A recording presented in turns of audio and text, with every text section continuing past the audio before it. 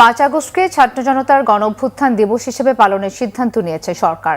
প্রধান উপদেষ্টা প্রেস সচিব শফিকুল আলম জানিয়েছেন, এই দিবসটি যাতে জাতীয় দিবস হিসেবে পালন করা যায় সেজন্য উপদেষ্টা পরিষদে আলোচনা হবে। ছাত্র জনতার গণঅভ্যুত্থান দিবসের আগেই জুলাই ঘোষণাপত্র প্রকাশ করা হবে জানিয়ে ঘোষণাপত্র প্রণয়নে পরিকল্পনা উপদেষ্টা ডক্টর ওয়াহিদুদ্দিন মাহমুদকে প্রধান করে একটি কমিটি গঠন করা হয়েছে বলেও প্রেস সচিব জানিয়েছেন।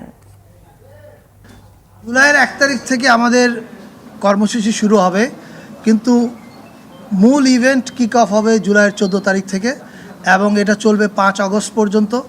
এবং আমাদের এই কর্মসূচির মূল উদ্দেশ্যটা হচ্ছে জুলাইতে যেরকম পুরো বাংলাদেশ এক হয়েছিল আবার সেই অনুভূতিটাকে ফিরিয়ে আনা। সেই অনুভূতিটা আমাদের মধ্যে আছে, জাস্ট রিইনফোর্স করা সেটাকে। 5ই আগস্ট একটা ছুটি ঘোষণা করা হবে, সেটা হচ্ছে ছাত্র জনতার অভ্যুত্থান দিবস হিসাবে পালিত হবে। এটা এবছর থেকে প্রতি বছরই পালিত হবে। আপনারা জানেন জুলাই প্রোক্লেমেশন ছাত্র জনতার একটা দাবি।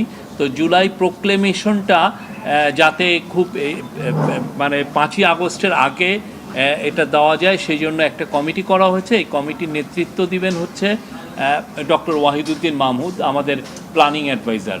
সেখানে আরও কয়েকজন অ্যাডভাইজার থাকবেন। তো ওনার নেতৃত্বে এনারা কাজ করবেন আমাদের স্টুডেন্টদের সাথে, পলিটিক্যাল পার্টিগুলোর সাথে করে ওনারা একটা জুলাই প্রোক্লেমেশনটা খুব দ্রুত যাতে এটা